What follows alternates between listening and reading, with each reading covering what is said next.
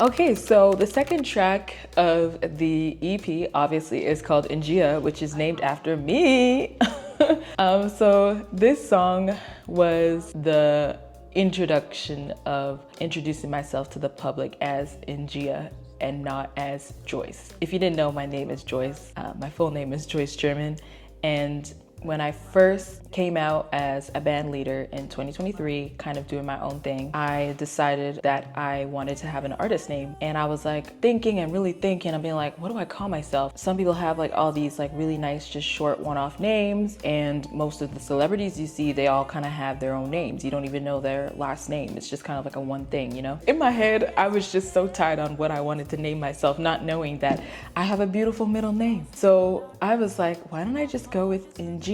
I've grown up with Joyce all along. You know, some people call me Joyce, some people call me Joycey. But in my head, I was like, wait, INGIA, that is my name. Why can't I also, you know, introduce myself as an artist and my artist name as INGIA? And when I did that, it was super cool. All I did was just, you know, decided to make it all caps. And when I decided to make it all caps, I was like, oh my God, why don't I create an acronym? And that's how intentions, nurture, gratitude, inspiration, and amplify came to be. And that was kind of like my foundation, and it kind of solidified INGIA being my artist name. And I decided that I would kind of vow to following those specific values throughout my music. So that's how INGIA came to be. I decided that I was going to write a song before my first ever gig as a band leader and entitle it INGIA. And that's how the song came to be. Now, to dive more into the music aspect of the song, I had graduated from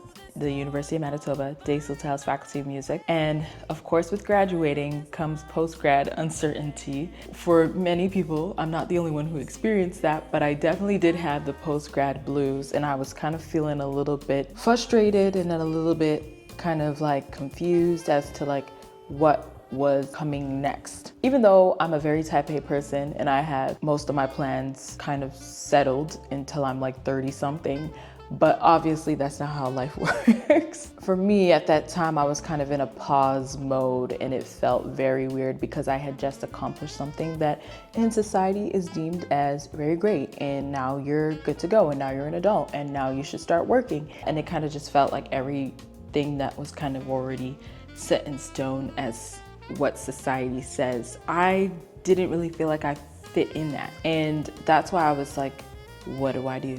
And obviously, most of the time, as all artists do, we put our feelings into our music. So I decided to write this song. And of course, the first couple of words, where do I go from here? Where do I go from here? That phrase goes on and on and on throughout the entire song. And that's kind of what I was thinking in my head. The lyrics are very important in that song because it reflected my current emotions, but it also reflected a different sector of emotions, which was kind of more broad because during that time, the war that was happening in Sudan had just began. And that was something that kind of felt a little bit like two different worlds. It kind of felt like your emotions were separated, where you feel like you have your day-to-day kind of like, some people like to call it first world issues, and then other issues that are happening across the globe that are just far more like worse than anything that could happen in my life. And that's what kind of made me feel like, whoa, you should be grateful that you're here, you're alive,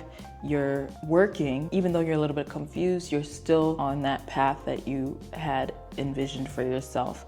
And I guess that's what made me kind of step out of myself and really realize that there are bigger issues that are happening in the world. And I guess that's what made me write my emotions that were from my personal struggles, but then also from societal struggles, and how, where do I feel fit in those issues, and how do I, you know, do something? Because a lot of the time you feel a little bit stuck on places like Sudan, where I've only been to South Sudan, I've never been to Sudan, and my mom was born and raised in Sudan. And it was a dream for her, for us, myself and my sister, and also my dad, to be able to visit my grandmother's grave and to be able to visit places that my mom was born and raised and the streets that she's walked. So it was kind of sad to see all the things that was happening and how those issues still remain today. We're still seeing war, famine, hunger, people are dying, and it's not going away. Like, we're still experiencing those things now. You just feel so helpless in those times and in those moments, and the most that you can do is just raising awareness so that people understand that there is stuff going on. And that's kind of another aspect to that song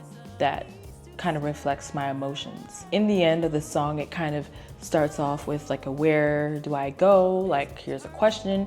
And like, even if we're really going specific to the music, there's a lot of chordal movement in this song. There's a lot of different chord changes. There's a lot of, different minor and major sounding, and like, it was just a lot that I had added in there so that I could really emphasize how a journey is not usually just going linear. It's usually up and down and up and down and, here and there.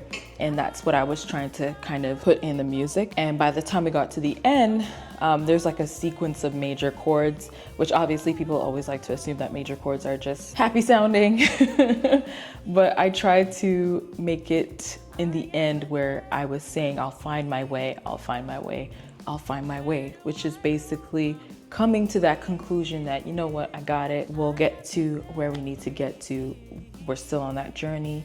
Even though it's not ending now, we're there. Everything was just kind of all around the subject of personal struggles, but then also the topic of war and how that affects people in the diaspora, especially because South Sudan and Sudan are not, a stranger to war. Overall, to me, INGIA is very special because it's an artistic outlet for my emotions and feelings. And also, I feel like through that song, I wanted to express how to embrace unity in times of struggles and how to be there for one another. And also how to have faith and strength in yourself, even though you're going through personal things, kind of express that, like, everything's gonna be okay. Well, that is the end of this Genesis Diaries episode. Stay tuned for the next one. Please like, comment, share, and subscribe, and take another listen now that you know the meaning of the song. It might just enlighten you and might also just let you realize that you can listen to the song in another light and in another aspect. And I'm very excited for the next chapter. But stay tuned for the next episode, and we'll see you soon. Much love, INGIA. Lost in the darkness, my heart is filled with fear. Wandering through shadows, my hope will still appear.